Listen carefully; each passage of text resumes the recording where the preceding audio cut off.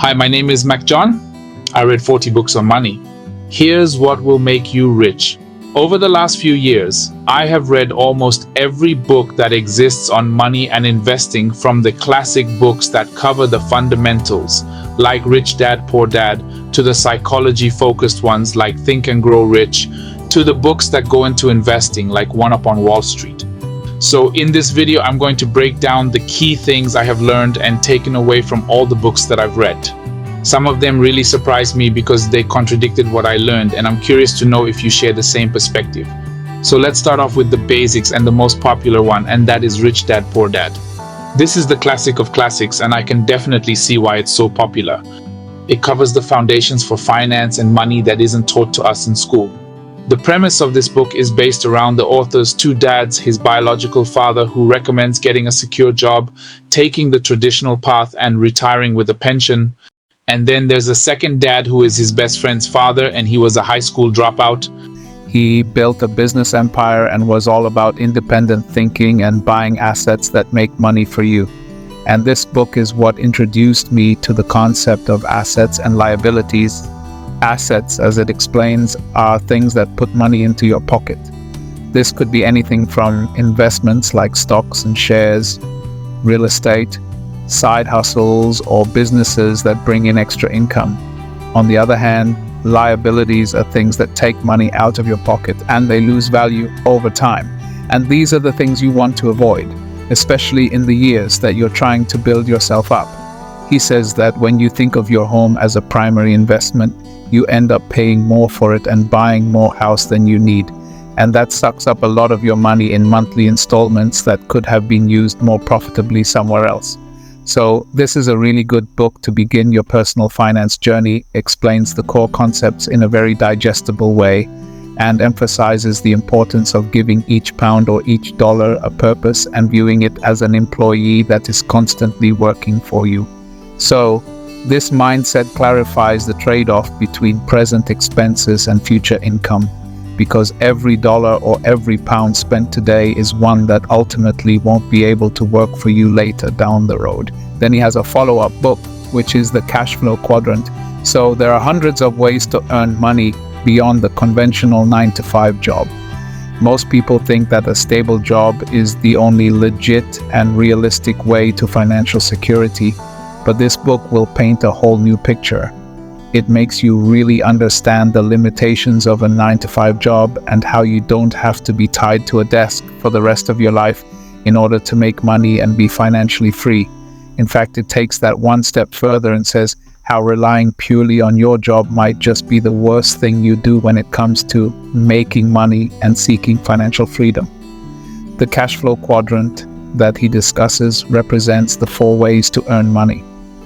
It's being an employee, so working a 9-to-5 job, being self-employed, or having a small business. So for example, if you're a dentist, a freelancer, and then there's being a big business owner, and then finally being an investor. And in this book, he talks about how you can use this concept to achieve financial freedom, and which of these paths are most likely going to lead you down that route. It's an actionable takeaways and things you can implement. I would recommend this book, and that is The 4-Hour Work Week by Tim Ferriss. So when I read this, or even when I saw the title, I was initially quite skeptical. I mean, a 4-hour work week sounded too good to be true. But as I got deeper into the book, I realized it wasn't at all about working less. It was purely about working smarter. He talks about how anyone can live a retired millionaire lifestyle by building their own business, automating it, and then collecting their income as they go and live their best life, or the life that they would usually wait for years and years and years to live when they retire. When you read the book, it illustrates how something that is initially very far-fetched and seems like it's completely out of reach is actually a lot more achievable than you think. So these two books go hand in hand.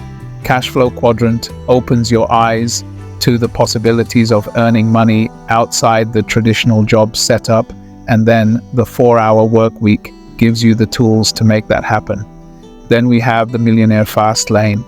The point that the author makes in this book is that there is no such thing as get rich easy. but there is such thing as get rich quick, which is really interesting because you don't hear that very often. He talks about the 3 paths in financial life. The first path is the sidewalk, and it's one where you spend more than you earn repeatedly, which keeps you trapped in a cycle of being paycheck to paycheck. The second path that he talks about is the slow lane, and it's about taking the safer path in life, getting good grades, getting a good job, saving a portion of your paycheck every month, and then putting that into investments and eventually being able to retire at 65 plus years old. And the issue with this is that it is a slow game, and you're ultimately trading your time for money. And then there's path 3, and that is the fast lane, and that is leveraging your time to create passive income. So in other words, investing your time in work that generates passive income by creating a product or a system that's capable of earning an income long after your original time investment has been put into it, and it expands your income potential. So what I really like about this book is that MJ, the author, while saying there is such thing as getting rich quick, which can sound a bit scummy, he keeps it very real in that it isn't possible without a lot of hustle, a lot of hard work, and a lot of discipline.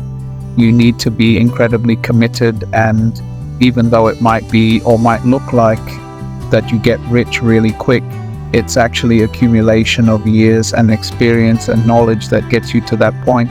Next, we have Think and Grow Rich. This is one of the books that tends to have different opinions. You either love it or you hate it. There's hardly a middle ground with this book. I've come across people who felt that this book was all fluff and didn't really deliver on what it promised. They expected a clear, actionable roadmap to wealth, and so they were quite disappointed when they didn't find that. And on the other hand, there are people who credit this book with transforming their mindset and their financial lives. For them, it was like this light bulb moment that helped them unlock their limiting money beliefs and figure out what was holding them back. So what's my take on it? When it comes to success, I believe mindset is everything. If you approach life with a scarcity mindset, thinking that there's never enough and that money is hard to come by, then that is what you'll experience. Whereas on the other hand, if you believe in abundance and that you're capable of achieving wealth, your actions will align to those beliefs and lead you towards success. But, and there is a big but, mindset alone is not enough. You can have the most positive, abundance-orientated mindset in the world, but if you're not taking any action, you're not going to get very far. It's like having the best tools in the world, but never using them to build anything. You need both the right mindset and then also consistent, focused action. So, if you're looking to improve the former and you're open to exploring your beliefs and digging deep into your mindset, then this book is for you. If you're not a fan of the philosophical approach and you're looking for a step-by-step guide to building wealth, then you might want to skip it and go for some of the other ones that I mentioned later in this video when it comes to the getting rich part. Next, we have another classic, which is The Psychology of Money. So I have a whole video dedicated to this book and the lessons I've learned, so I'll link that over here. Ultimately, money is as much about psychology as it is about math. It's about how our minds perceive and interact with money, our feelings towards money, our past experiences with money. And these things often overshadow the raw financial knowledge that we have. The most interesting part of this book for me is in relation to the fact of how often we misattribute the role of chance or luck in our financial lives. So Housel, the author, talks about how most of us learn what to do and what not to do about money by studying the most exceptional financial success stories like the Bill Gates of the world, and we think that we can replicate it. But the more exceptional the story, the more likely it is that luck played a bigger role in the outcome, and so the fewer lessons you can actually take from it and implement into your own life. And so he actually recommends paying attention to the patterns and not to the people. So if one person took route A to get success, but 10 people took route B to get success, chances are route B is what's going to work for you, because it's more likely that chance or luck played a role for the person that took. When it comes to money, there are some key patterns and fundamentals that can apply to absolutely everyone, and it doesn't require a whole amount of chance or luck. And I've got a free guide that goes into this, and on page 32 of that guide, it goes through the most likely things that will guarantee your success when it comes to investing. These are the things that have been proven time and time again by investing experts that have trodden the path before us, and things you need to consider. Again, that guide is completely free. If you want to check it out, it's in the description box below. There are also some fundamentals that I think most of the money books fail to mention, and I'll go into that in a second. But firstly, now that we covered the basics about how to manage your money, what about the getting rich part? How do we do that?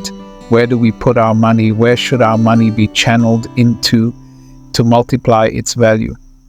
Alex Hormozi introduced this concept of ignorance debt when it comes to gathering knowledge.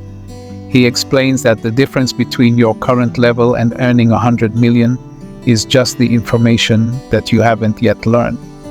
It's the fact that you don't know how to make 100 million, and we can use this ignorance debt concept when it comes to investing. As beginners, we tend to think we understand the topic a lot better than we actually do. We may think that we have grasped all the intricacies and we're prepared to make really big decisions when it comes to money investing, but this premature level of confidence can mislead us if we don't have a strong enough foundation when it comes to our understanding. So what are some of the books that can help us tackle this ignorance debt and that can start you on your investing journey? 2 books. The Intelligent Investor and Girls That Invest are great places to start. The Intelligent Investor is a book Warren Buffett read when he was 19, and he still calls this the best book on investing that has ever been written. The principles of the book are timeless, and it illustrates how investing over the long term does not require any specialist knowledge. It doesn't require being super intelligent or having really deep insight on anything. It just requires 2 things, and that is 1, a rational framework to make a decision, and secondly, not letting your emotions override your rational framework. He covers how the market behaves, the basic fundamentals of finance, and how to maintain control of your psychology. Then The Girls That Invest is written by a friend of mine, Sim, another really good book for the ultimate beginner who wants to understand why they should invest, the basics and the terminology of investing, and how to find your investing personality type and create a portfolio that matches it. Then there's a little book of common sense investing written by John Bogle, who is the CEO of Vanguard, and he invented index funds.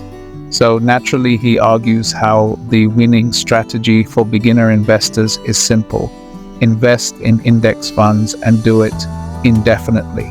He talks about why index funds outperform primary alternatives and talks about the ideal asset allocation of stocks to bonds depending on your age. I personally think this book is a little bit outdated for a number of reasons, and I think that Bogle is a bit conservative when it comes to asset allocation.